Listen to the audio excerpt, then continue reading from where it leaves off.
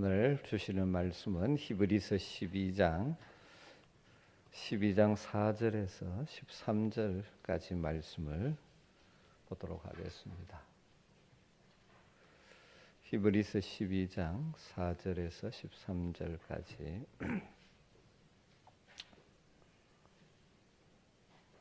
말씀을 한 절씩 교독해서 읽겠습니다. 너희가 죄와 싸우되 아직 피 흘리기까지는 대항하지 아니하고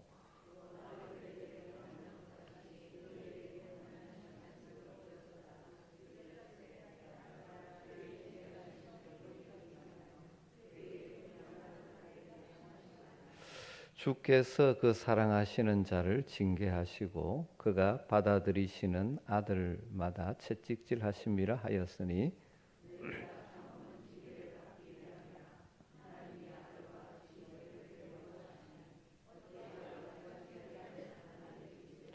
징계는 다 받는 것이거늘 너희에게 없으면 사생자요 친아들이 아니니라.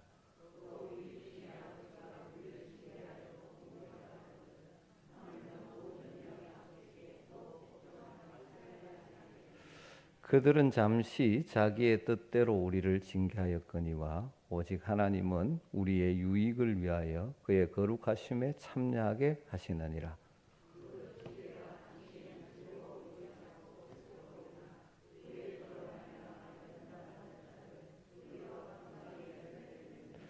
그러므로 피곤한 손과 연약한 무릎을 일으켜 세우고 너희 발을 위하여 곧은 길을 만들어 저는 다리로 하여금 어그러지지 않고 고침을 받게 하라. 아멘. 여러분, 이 전쟁에 패하고 돌아오는 폐잔병의 모습을 보신 적이 있습니까? 실제로는 아무도 아마 보지 못했을 것입니다. 그러나 영화 같은 것을 통해서 폐잔병들이 돌아오는 모습들을 보게 되죠. 어떤 사람은 부상당한 팔을 감싸 안고 어떤 사람은 다리를 줄룩거리고 어깨가 축 처져서 돌아오는 모습.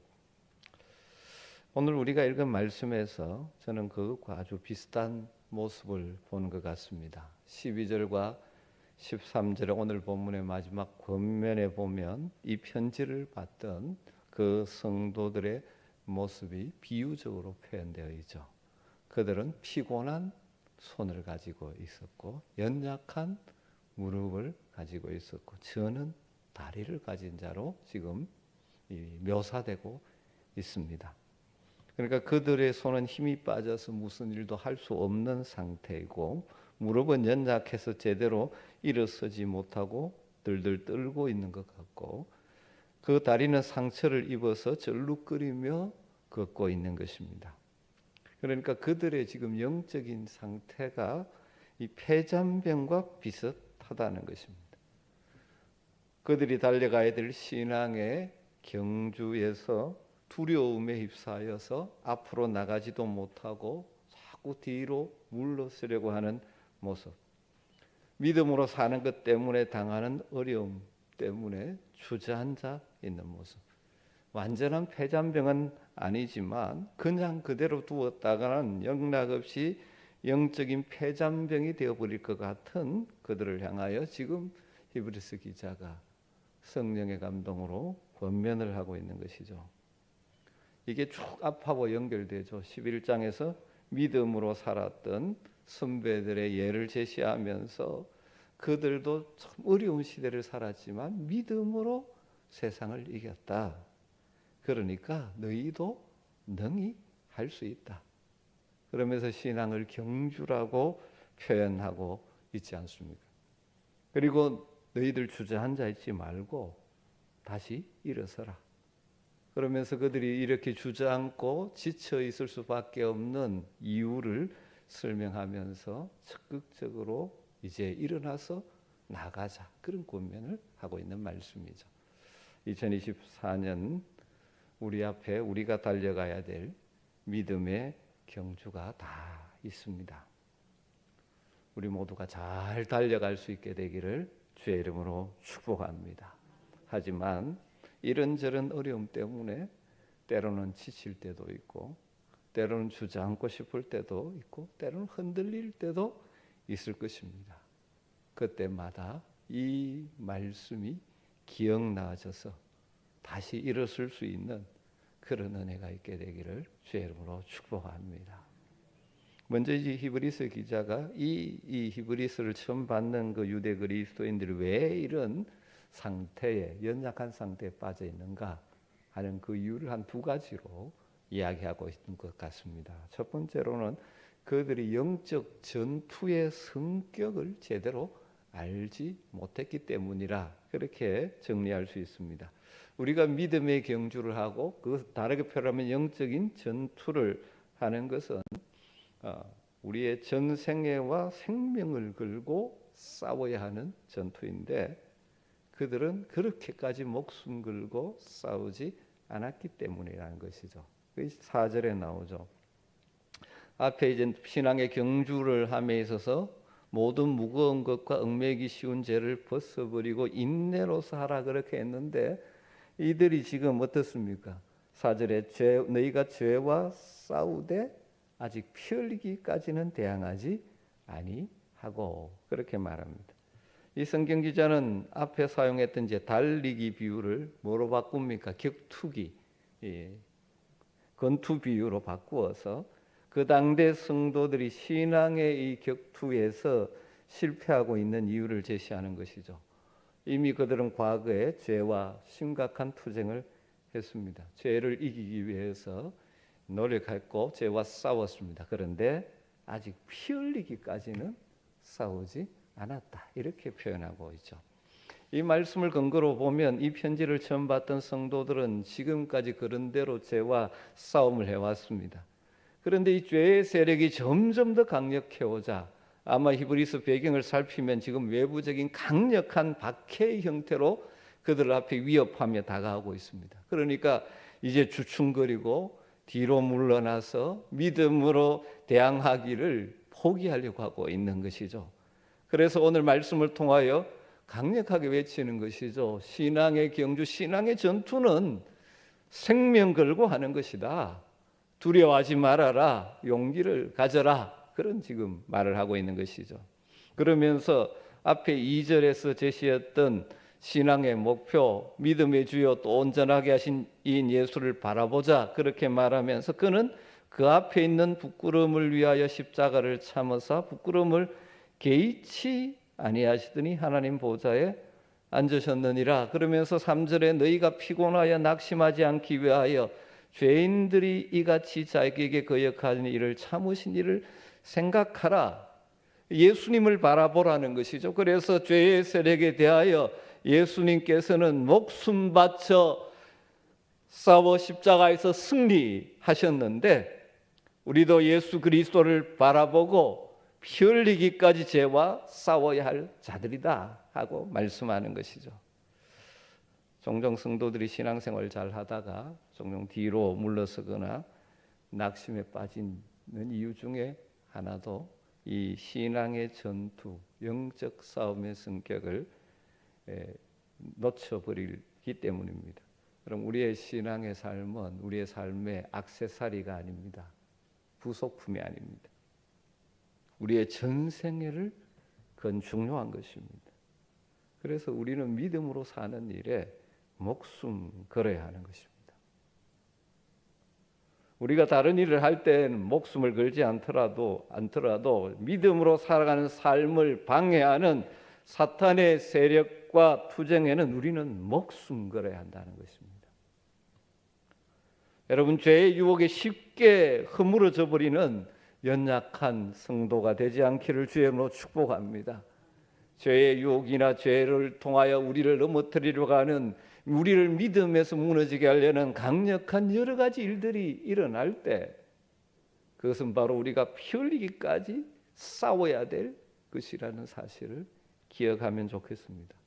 그럼 믿음에 실패하고 다른 어떤 것을 얻은들 무슨 소용이 있겠습니까?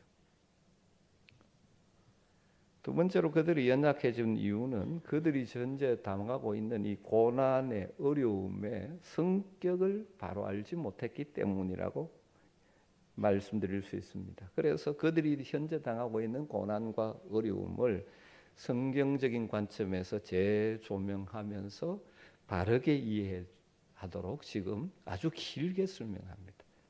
잠언서 3장 11절 이하의 말씀을 인용해서 그들이 현재 당하는 고난과 어려움의 성격을 이해할 수 있도록 밝혀주는 것이죠. 간단하게 정리하면 현재 너희들이 당하고 있는 고난, 어려움은 아버지가 사랑하는 아들을 징계하는 것과 같은 것이다. 즉 신앙을 지키기 위해서 과거에도 당했고 현재도 당하고 있는 그 어려움들은 아버지의 사랑의 채찍으로 너희들이 이해해야 한다. 그 말이죠. 그것이 5절부터 8절에 길게 나오고 있죠. 또 아들에게 권한 것 같이 너희에게 권면하신 말씀을 잊었도다. 너희들이 이걸 잊다 보니까 자꾸 연약해진다. 일러스되 내 아들아 주의 징계하심을 경히 여기지 말며 그에게 꾸지람을 받을 때 낙심하지 말라. 주께서 그 사랑하는 자를 징계하시고 그가 받아들이시는 아들마다 채찍질하심이라 하였으니 너희가 참음은 징계를 받기 위함이라. 하나님이 아들같이 너희를 대우하시나니 어찌 아버지가 징계하지 않는 아들이 있으리요. 징계는 다 받는 것이거늘 너희에게 없으면 사생자요 친아들이 아니니라. 계속 징계라는 단어가 나오는데 징계라는 단어 헬라어로 파이데이아라는 단어입니다. 파이데이아. 우리말로 번역하면 징계라고 번역할 수도 있고 훈련이라고 또 번역할 수 있는 단어입니다. 이 두 가지를 포함하는 것이죠. 단순한 어려움이나 고통이 아니라 긍정적인 결과를 끌어내기 위해서 주어지는 강력한 훈련, 이게 파이데이아입니다. 징계라고 번역할 때는 잘못에 대한 책벌의 의미가 강하죠. 잘못하고 있을 때 징계함으로 돌아서게 하는 것이 아버지의 사랑이죠. 아버지가 아들을 정말 사랑한다면 아들이 잘못된 길을 가고 있을 때 그냥 버려두는 것이 아니고 진짜 사랑하면 징계해서라도 돌아오게 하는 것. 징계의 의미도 있고요. 또한 파이데아는 단순히 잘못했을 때 책벌하는 의미가 아니라 자녀들이 좀 더 바람직한 모습이 되도록 돕기 위해서 하는 모든 훈련들. 여러분 훈련은 쉬운 것이 아니죠. 어려움이 있지만 그 훈련을 통하여 더 건강한 더 바람직한 모습이 되도록 하는 것. 이것이 또 파이데아입니다. 물론 그러기에는 잘못에 대한 징계도 포함되는 것이죠. 그래서 오늘 본문의 가르침은 너희들이 현재 당하고 있는 고난이나 어려움이나 힘듦은 하나님의 징계, 다르게 말하면 연단, 파이데이아의 관점에서 바라보라 하는 것입니다. 우리에게 징계가 있다, 연단하는, 우리를 연단시키기 때문에 우리가 당하는 어려움들이 있다 하는 것은 그게 뭐라는 것입니까? 우리가 하나님의 친아들이라는 정명서와 같은 것이다. 그게 없다면 하나님의 친아들이 아닐지도 모른다. 그래서 5절부터 8절에서 반복적으로 강조하는 것이죠. 우리에게 징계가 있다는 것은 바로 하나님이 우리를 친아들도 대우하시는 것이라고 말하는 것이죠. 여러분 우리가 어려움을 당하고 고통을 당하고 힘든 상황을 거쳐 나가야 될 때 실망할 이유가 없는 것은 그것이 하나님이 우리를 향한 사랑의 한 측면이라는 것입니다. 사랑하는 자녀가 아니면 하나님께서 그런 징계, 연단, 훈련의 과정을 주시지 않는다는 것입니다. 여러분 그게 징계, 파이데이아가 있다는 것이 하나님의 친아들이라는 정명서와 같은 것이다. 그러므로 그런 고난이나 어려움 때문에 뒤로 물러서거나 불평하지 말고 하나님이 나를 지금 친아들로 대우하시며 나를 훈련시키시고 나를 성숙시키시는 과정 속에 내가 있다 하는 것을 깨달아라는 것입니다. 그리고 또 기억해야 되는 것은 하나님이 우리를 징계, 파이데이아, 훈련, 연단시키시는 목적은 궁극적으로 우리의 유익을 위해서 그렇게 하는 것이다. 그것을 아버지하고 이제 비교해서 육신의 아버지와 비교해서 설명하죠. 9절에 보면 또 우리 육신의 아버지가 우리를 징계하여도 공경하였거든 하물며 모든 영의 아버지께서 더욱 복종하며 아버지께 더욱 복종하며 살려 하지 않겠느냐. 그들은 육신의 아버지죠. 육신의 아버지는 잠시 자기 뜻대로 우리를 징계하였거니와 오직 영어로 버심 그러나 아버지와 대조죠. 육신의 아버지와 대조해서 하나님은 뭘 위해서? 우리의 유익을 위하여 그의 거룩하심에 참여하게 하시느니라. 하나님이 우리를 징계하시고 연단하시는 목적이 무엇이라고요? 우리의 유익을 위하여. 하나님께서 우리가 믿음으로 살려고 함에도 불구하고 여전히 우리의 삶에 여러 가지 어려움이나 넘어야 될 산이나 때로는 아픔 이런 것들을 우리에게 주시는 이유는 결과적으로는 우리에게 유익을 주시기 위함이라는 것입니다. 여러분 이것을 볼 수 있는 믿음의 눈이 열리게 되기를 주님으로 축원합니다. 현재 힘들지만 그것을 통하여 우리에게 결국 유익하게 하시려는 하나님의 사랑이다. 이걸 볼 수 있어야 합니다. 그런데 그 유익이 우리를 유익하게 하는 것이 그 이어지는 본문에서 뭐라고 표현합니까? 그의 거룩하심에 참여하게 되는 것. 우리를 유익하게 하는 중요한 것은 뭐냐면 그의 하나님의 거룩하심에 참여하게 만드시는 것이라는 거죠. 하나님은 징계를 통하여 우리를 하나님의 거룩하심에 참여하는 영광스러운 자리로 이끌고 계신다는 것이죠.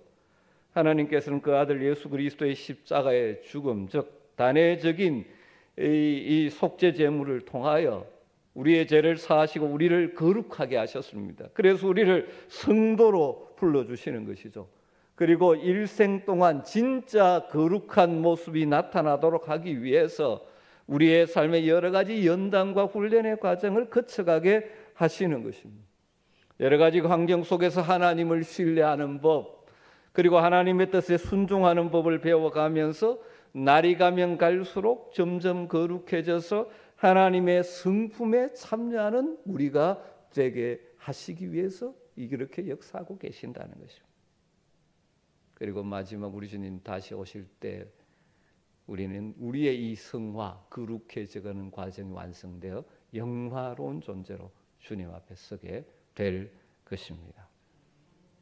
그리고 이 11절에 가보면 이 우리의 유익인데 유익이 뭐라고 표현합니까? 의와 평강의 열매를 맺는 것이라고 표현하고 있습니다. 징계, 훈련, 파이데이아를 잘 통과하는 자들의 삶에는 뭐가 맺힌다는 것입니까? 의의 열매가 맺히고 평강의 열매가 맺혀집니다. 여러분 의와 평강은 근본적으로 하나님 나라의 특징이죠. 잘 아시죠? 로마서 14장 17절에 하나님의 나라는 먹는 것과 마시는 것에 있는 것이 아니요 오직 성령 안에서 의와 평강과 기쁨이니라. 하나님의 나라, 하나님의 다스림 속에 온전히 가게 될 때 우리에게 뭐가 있습니까? 의가 있고 평강이 있고 기쁨이 있는 것이죠.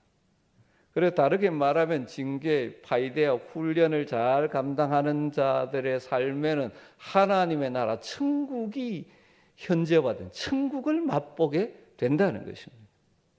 하나님의 참된 의가 드러나서 그리스도 안에서 구원을 누리게 되고 하나님 주시는 참된 평화가 그의 마음을 지배하게 될 것입니다. 징계를 훈련을 받는 것은 그 당시에 결코 즐거운 일이 아니고 고통스럽고 힘든 일이지만 그 징계와 연단의 과정을 잘 통과하는 자들 삶에는 의와 평강의 열매가 맺히는 것입니다. 여러분 그렇기 때문에 우리가 신앙생활을 하면서 하나님께서 때로는 형통한 길을 주실 때도 있지만 믿음으로 살려고 하는 과정에 이런저런 어려움을 만날 때도 있는데 그것을 어떻게 보느냐가 굉장히 중요한 것입니다. 하나님 내가 믿음으로 살아보려고 하는데 왜 내게 이런 어려움을 주십니까 하는 원망의 마음으로 보는 자들은 더 큰 불평과 불만을 가지게 되고 문제도 해결되지 않고 하나님 나라의 거룩함에 참여하는 복도 경험하지 못할 것입니다. 그러나 그 어려움을 하나님이 나의 유익을 위하여 훈련시키는 궁극적으로 나의 유익을 위하여 하시는 일임을 확신하고 신뢰하면서 믿음으로 하나하나 대처해 나갈 때 결국 우리들의 삶에 의와 평강의 열매가 맺히고 우리의 성품이 하나님의 거룩한 성품을 담게 되는 영적 성숙의 복을 누리게 된다는 것입니다. 고든 맥도날드라는 목사님의 책 가운데 이런 내용이 있습니다. 미국 에팔레치아 산맥을 여행하는 한 사람이 있었습니다. 그가 여행하는 도중에 나무로 작은 개들을 멋있게 조각하는 조각 장인을 만났습니다. 그 장인을 보니까 큰 통나무를 가져다가 칼로 조각을 내는데 막 깎고 나면 멋진 개가 나오는 것입니다. 너무 신기해서 물었답니다. 아니, 선생님 어떻게 그렇게 아름다운 개를 조각해 낼 수 있습니까? 그럴 때 조각 장인이 이런 대답을 합니다. 어렵지 않습니다. 개가 아닌 부분을 다 깎아주면 되니까요. 여러분, 하나님은 우리를 아름다운 작품으로 조각하고 계시는 분으로 비유할 수 있죠. 어떻게 보면 우리 삶의 이런저런 것들을 통하여 우리를 깎아가시는 것입니다. 다르게 하면 내가 아닌 부분, 하나님의 자녀답지 않은 부분을 깎아가고 계시는 것입니다. 자녀답게 살지 못하는 부분을 깎을 때 아플 수 있습니다. 그것이 고난일 수도 있고. 그런데 그런 것이 깎여지면서 우리가 점점 주님을 닮아가는 영광스러운 모습으로 다듬어져 가는 것입니다. 그것을 바라보는 자들은 현재 아픔을 잘 감당할 수 있습니다. 지금 이 편지를 처음 받는 히브리 성도들이 다가오는 박해와 이런 것 때문에 물러서려고 할 때 이 관점을 다시 심어주면서 하나님의 징계, 파이데이아, 연단을 이해한다면 너희들이 능히 극복하고 그래서 그 하나님의 유익, 거룩함에 참여하게 되고 의의 평강, 의와 평강의 열매를 맺는 복을 누릴 것이라고 말씀하는 것이죠. 그래서 이 히브리서 기자가 그들이 영적 전투의 성격을 잘 몰랐기 때문에 주저앉고 있는 것을 알고 피 흘리기까지 싸우라고 권고하고 그들이 당하고 있는 고난이 하나님의 징계와 훈련이라는 사실을 모르다 보니까 두려워하고 낭망하려고 하는 그들에게 고난은 징계 파이데아로 궁극적인 유익을 주며 하나님의 거룩함에 참여하게 만들고 의와 평강을 진짜 누리는 길임을 밝히므로 그들이 고난과 어려움을 현실의 문제를 고통들을 바라보는 시각을 고쳐주는 것입니다. 그러면서 이것에 근거해서 강력한 권면을 마지막하고 있습니다. 그것이 12절과 13절이죠. 그러므로 피곤한 손과 연약한 무릎을 일으켜 세우고 너희 발을 위하여 곧은 길을 만들어 저는 다리로 하여금 어그러지지 않고 고침을 받게 하라. 피곤한 손과 연약한 무릎을 일으켜 세우라 그렇게 말합니다. 그러면 이 말씀은 이사야 35장 3절 4절 말씀을 떠오르게 하는 말씀입니다. 너희는 약한 손을 강하게 하며 떨리는 무릎을 굳게 하며 겁내는 자에게 이르기를 굳세어라 두려워하지 말라 보라 너희 하나님이 오사 보복하시며 갚아주실 것이라 하나님이 오사 너희를 구하시리라 하라. 이사의 말씀은 바벨론 포로로 잡혀가서 포로 생활 가운데 겁과 두려움에 빠져 있는 이스라엘 백성들에게 하나님께서 마침내 포로에서 해방시킬 것이므로 소망 중에 힘을 내라고 격려하는 말씀입니다. 여기서 약한 손, 떨리는 무릎은 겁과 두려움에 사로잡혀 있는 것들을 표현하는 것이죠. 히브리서 문맥에 오면 박해와 고난의 위협 앞에서 실망하고 좌절하고 겁과 두려움에 빠져 있는 상태를 말하는 것입니다. 그것은 그들이 그 어려움이 고난이 박해가 하나님의 한편 사랑의 손길인데 그것을 알지 못하니까 실망과 두려움에 빠져 있는 것이죠. 그러나 고난이 그 어려움들이 결과적으로 우리를 유익하게 하시는 하나님의 사랑의 손길이라는 사실을 깨닫는다면 피곤한 손과 연약한 무릎을 일으켜 세우라는 것입니다. 두려워하지 말고 담대하라는 것입니다. 그리고 저는 다리로 하여금 고침받게 하라 그렇게 말씀합니다. 이제 힘있게 앞을 향하여 전진하라는 것이죠. 주저앉아 절룩거리고 제자리 걸음하고 있는 자들에게 하나님이 주시는 힘을 의지해서 힘차게 하나님이 예비하신 길을 걸어가라는 것입니다.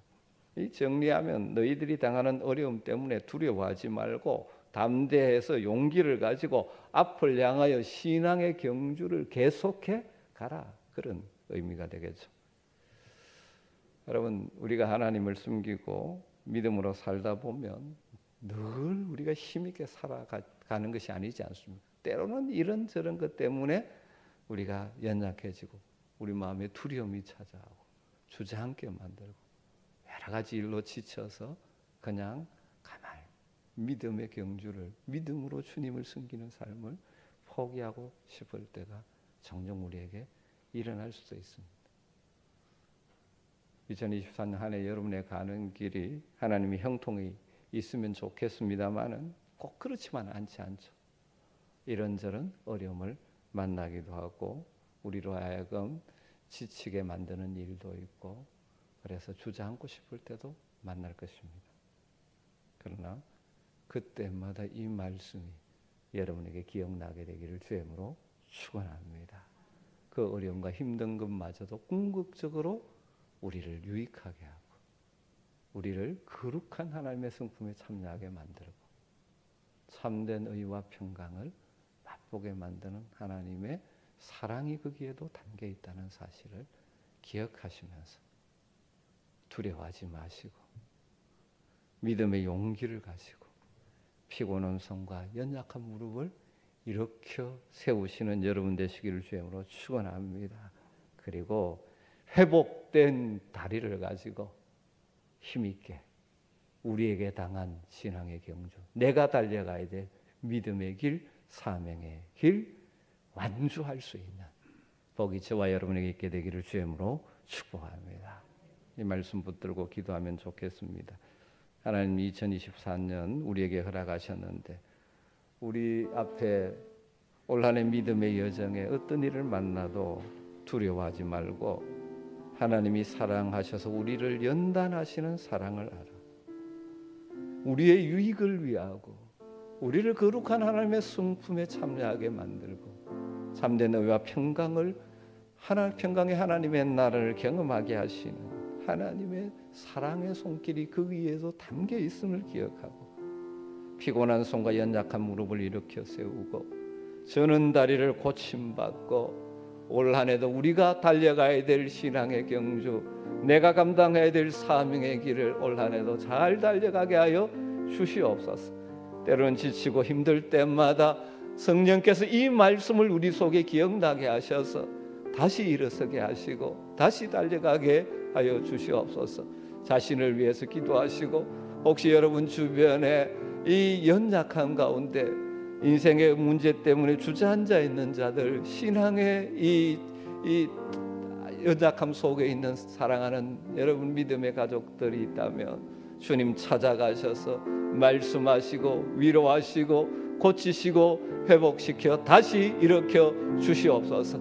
자신을 위하여 여러분 주변에 하나님께서 보게 하시는 연약한 자들을 가슴에 품고 오늘 이 말씀 따라 함절하게 한번 기도하면 좋겠습니다. 같이 기도하겠습니다. 아버지 하나님 감사합니다. 오늘도 우리에게 말씀을 주셔서 감사합니다. 하는 시간에 주님 우리를 하여 이 시간에 교회에 멈추지 않고 지치지 않고 주저앉지 말라고 권면하시는 주님의 사랑의 음성을 듣습니다. 주님 우리의 시선을 열어주셔서 주님 모든 상황 가운데 그것을 통하여 역사하시는 우리를 사랑하시는 아버지의 사랑과 손길을 보게 하여 주시옵소서. 때로는 지치고 힘들고 우리를 연약하게 하는 상황들을 만날 때 주님 잠시 공시할 수 있었지만 다시금 믿음의 눈을 열어 우리를 사랑하시는 그래서 나를 더 숨쉬기를 원하시는 영광에 하기를 원하시는 우리 주님을 바라보면서 다시 일어나 담대하게 믿음의 경주를 은혜를 부족한 자에게 사랑하는 성도들에게 허락하여 주시옵소서. 주님이 공동체에 여러 가지 상황과 어려움을 만나 주님 안에 계신 자들도 있습니다. 주님 찾아가시고 일어나시고 주님 주시옵소서. 오 주님